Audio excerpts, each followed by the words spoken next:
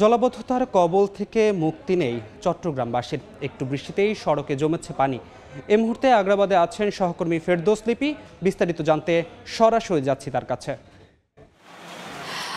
থেমে থেমে বৃষ্টিতে চট্টগ্রামে যে নিম্নাঞ্চলগুলো আছে সেখানে সাধারণত জলাবদ্ধতার সৃষ্টি হয়। আমরা এই মুহূর্তে যেখানে আছি আগ্রাবাদ, সেই আগ্রাবাদে কিন্তু আবার দেখা যায় যে বৃষ্টি কম হলেও জলাবদ্ধতার সৃষ্টি হয়, যেহেতু এটা অফিস পাড়া। দেখা যায় যারা সকাল থেকে অফিসে আসছেন তাদের কিন্তু চরম ভোগান্তির মধ্যে পড়তে হচ্ছে। বিশেষ করে আগ্রাবাদ হোটেল থেকে যে জাতিতত্ত্ব জাদুঘর আছে এই মোড়টাতেই পানির প্রবণতা আমরা বেশি দেখি, এবং আগ্রাবাদের যে জলাবদ্ধতা সেই জলাবদ্ধতার জন্য কিন্তু বিশেষ করে সিডিএ, সিটি কর্পোরেশন সহ যেসব সেবা সংস্থাগুলো আছে সেই সংস্থাগুলো কিন্তু বিভিন্ন ধরনের কাজ করে যাচ্ছে, কিন্তু তারপরেও যে জলাবদ্ধতা থেকে মুক্তি কিন্তু এই যে বিশেষ করে আগ্রাবাদ এলাকার মানুষ তারা পাচ্ছে না।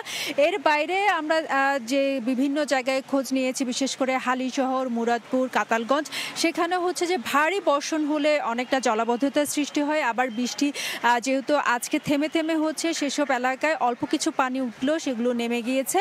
কিন্তু আগ্রাবাদের এই এলাকাটায় বিশেষ করে এই দুটি মোড়ে কিন্তু জলাবদ্ধতা, সেই জলাবদ্ধতার যে দুর্ভোগ সেটা কিন্তু কমছেই না। এবং এখানকার যারা আছেন তারা বলছেন যে বিভিন্ন ধরনের উদ্যোগ নেওয়ার পরও কিন্তু দেখা যাচ্ছে যে বিশেষ করে যে নালা নর্দমা সেগুলো যে পরিষ্কার করা কিংবা সেখানে ময়লা ফেলে রাখা এবং জোয়ারের পানি, এই কারণে কিন্তু এখানকার যে জলাবদ্ধতার দুর্ভোগ সেটা কিন্তু কমছে না। তো এই ছিল আমার কাছে এখনো পর্যন্ত চট্টগ্রামের যে জলাবদ্ধতার সমস্যা তার সর্বশেষ।